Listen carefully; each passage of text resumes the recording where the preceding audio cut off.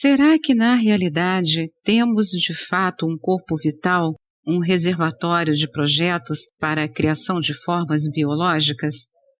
Em outras palavras, existe alguma evidência independente para o corpo vital, além da função necessária para a criatividade biológica, como mostrado nos capítulos 8 e 9? A resposta é sim.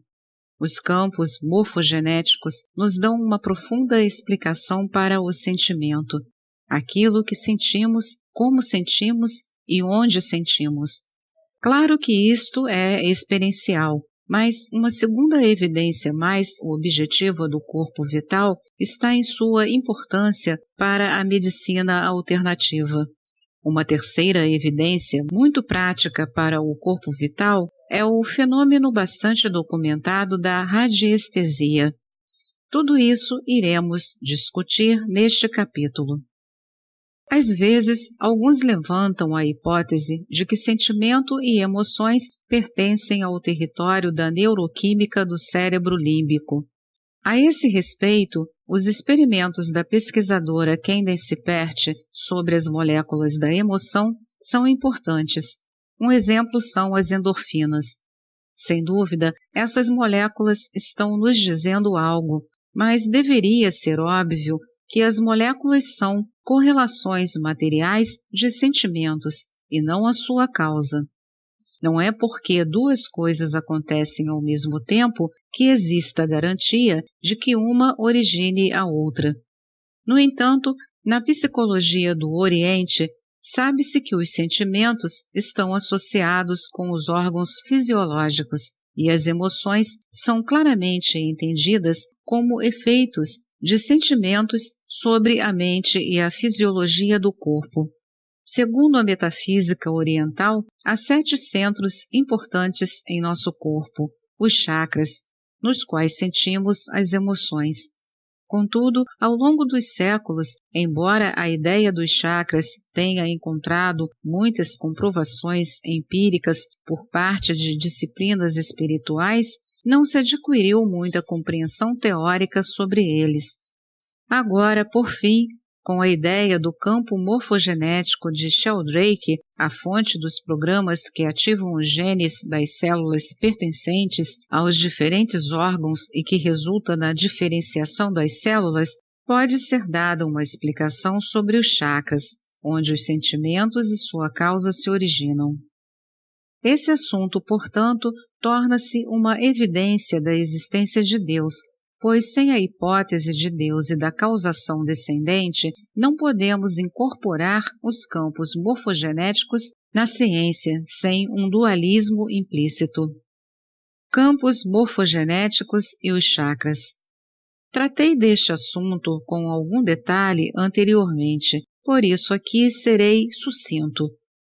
Você pode descobrir por si mesmo aquilo que um pouco de pensamento quântico nos permite teorizar cientificamente. Primeiro, veja os chakras principais e perceba que cada um está localizado próximo de órgãos importantes para o funcionamento biológico. Segundo, perceba a emoção que você experimenta em cada um desses chakras. Sinta-se à vontade para apelar para sua memória de emoções passadas. Terceiro, verifique que as emoções são suas experiências da energia vital do chakra, os movimentos de seus campos morfogenéticos correlacionados com o órgão do qual eles são o projeto ou fonte. Agora, a conclusão inevitável. Chakras são pontos do corpo físico onde a consciência causa simultaneamente o colapso dos movimentos de importantes campos morfogenéticos, bem como dos órgãos de nosso corpo que os representam. Tabela descritiva dos principais chakras. Órgãos excretores. Chakra básico, região do cóccix, estabilidade/medo. Órgãos reprodutores. Chakra sexual ou umbilical, região abaixo do umbigo, sexualidade/luxúria. Estômago, fígado e vesícula biliar, chakra plexo solar, região acima do umbigo. Orgulho/desmerecimento. Coração/glândula timo. Chakra cardíaco, região do coração. Romance/ciúme. Pulmões, órgãos da fala. Chakra laríngeo, região garganta. Exultação/frustração. Mesencéfalo, chakra do terceiro olho, região entre as sobrancelhas. Clareza/confusão. Neocórtex, chakra coronário, região topo da cabeça. Satisfação/desespero. Pode ser interessante conhecer o significado literal da palavra sânscrita chakra, que significa roda, circularidade, implicitamente um lembrete de que um colapso quântico de hierarquia entrelaçada assegura o surgimento da autorreferência em cada um dos chakras. Nossa nova ciência está comprovando a antiga sabedoria intuitiva. Os materialistas entenderam tudo ao contrário. Acham que sentimos emoções no cérebro, ou seja, as emoções seriam epifenômenos do cérebro, e depois essas emoções chegariam ao corpo por meio do sistema nervoso e das chamadas moléculas de emoção. Na verdade, porém, o que ocorre é o inverso. Primeiro, sentimos as emoções no chakra, e a seguir o controle passa para o mesencéfalo, para a integração ao longo dos sistemas nervosos e das moléculas de emoção. E por fim, o neocórtex entra em cena quando a mente oferece significado às emoções. Mas onde estão os dados objetivos de tudo isso? Os chakras são uma experiência divertida, mas haverá dados experimentais concretos para provar sua importância e, assim, a importância do movimento da energia vital? Com toda certeza há. É assunto da medicina dos chakras. Medicina dos chakras.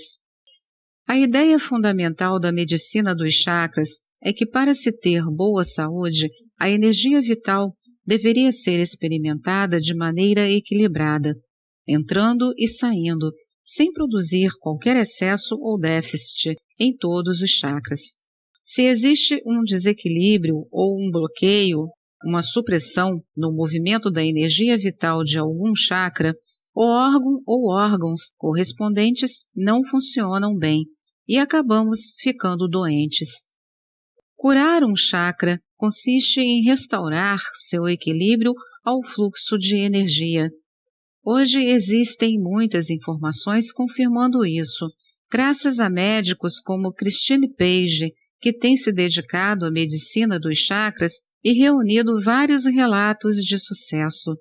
Também é interessante o fato de que os desequilíbrios dos chakras quase sempre são produzidos porque a mente entra no jogo. A repressão mental da energia do chakra do coração, em especial na população masculina norte-americana, pode ser responsável pelo mau funcionamento do sistema imunológico, causando câncer. Como o processamento mental está envolvido, vamos discutir com mais detalhes nos capítulos posteriores. Quando o presidente Richard Nixon foi à China em 1971, sua presença tanto renovou o comércio com aquele país quanto o interesse pela medicina chinesa tradicional, especialmente a acupuntura, a cura por meio da inserção superficial de finas agulhas em diversas partes do corpo, chamadas pontos de acupuntura.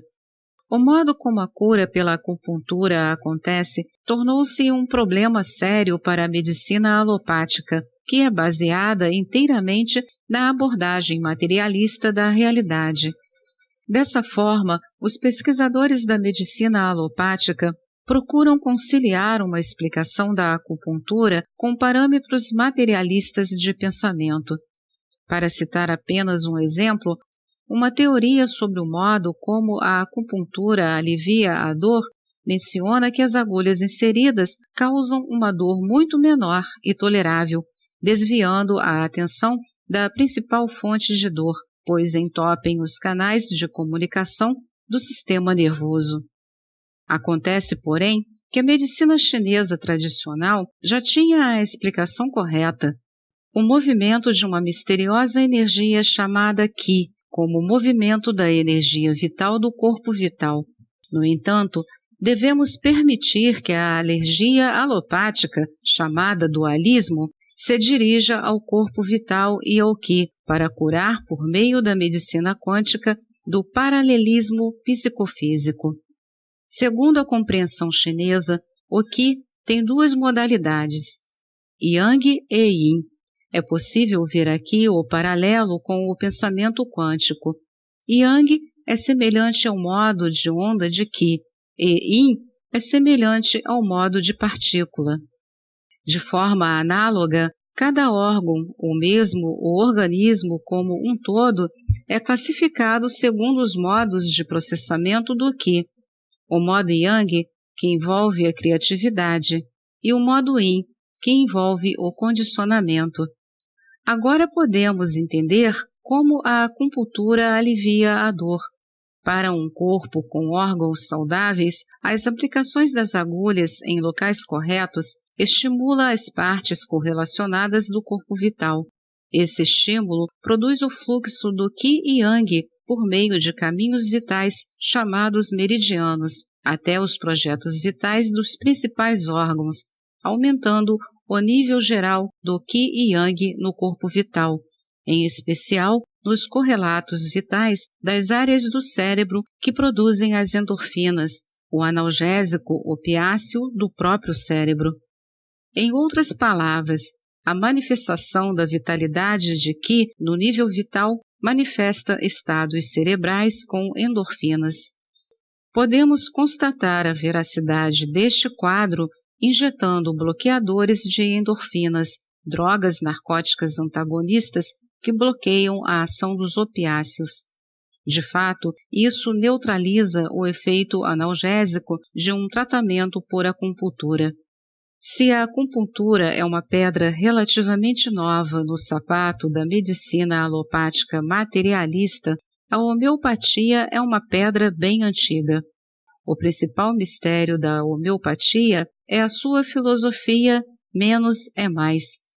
Na homeopatia, a substância medicinal é diluída com uma mistura água-álcool, até proporções ínfimas, a ponto de se dizer que nem uma molécula da substância medicinal está presente na composição que é receitada ao paciente. Se não ministra remédio algum, como a homeopatia pode curar? A medicina alopática atacou o problema realizando muitos testes clínicos para provar diretamente a ineficácia da homeopatia. Mas atualmente, os testes confirmaram que a homeopatia realmente funciona e não como um placebo. O efeito não se baseia apenas no poder da sugestão e da crença. E como a homeopatia funciona? Primeiro, aceitamos que as substâncias medicinais da homeopatia são orgânicas, contendo não apenas corpos físicos, como também corpos vitais. A parte do corpo físico é diluída, o que é bom, porque em geral esta parte é venenosa para o corpo humano, mas o corpo vital é preservado. E como o corpo vital é preservado no remédio? Para a solução deste mistério, precisamos analisar em detalhes a forma de preparo de remédios homeopáticos. Você toma uma parte da substância medicinal e a dilui em 9 partes de uma mistura de água e álcool.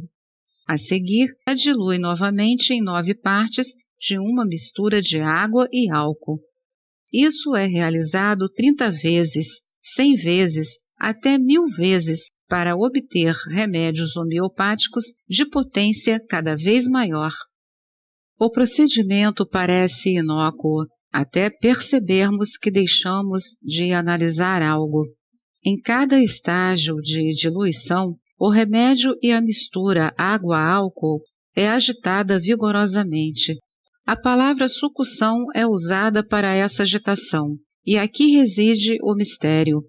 A sucção transfere, por meio da intenção do preparador, as energias vitais da substância medicinal para a água da mistura água-álcool, que se correlaciona com a energia vital da substância medicinal.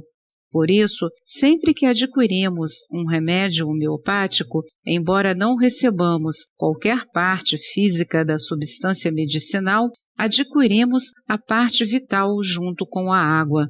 Logo, se a doença é no nível vital, ocasionada por desequilíbrios de energia vital, a homeopatia funcionará melhor do que a alopatia, pois ela cuida do desequilíbrio de energia vital diretamente pela aplicação da energia vital do remédio escolhido pelo segundo princípio da homeopatia, ou seja, o igual cura igual. Se a substância medicinal incita os mesmos sintomas em um corpo saudável como os sintomas do corpo doente, deve significar que os movimentos de energia vital da substância medicinal e os movimentos de energia vital relevantes do corpo desequilibrado estão em ressonância. Neste sentido, a energia vital da substância medicinal irá harmonizar o desequilíbrio da energia vital da pessoa doente. Esses princípios fundamentais da homeopatia, bem como muitos outros detalhes, podem ser compreendidos usando-se a ciência do corpo vital. Esta é mais uma edição do canal Livros Falados Voz Humana. Que o bem, o bom e o belo se multipliquem em benefício das criaturas.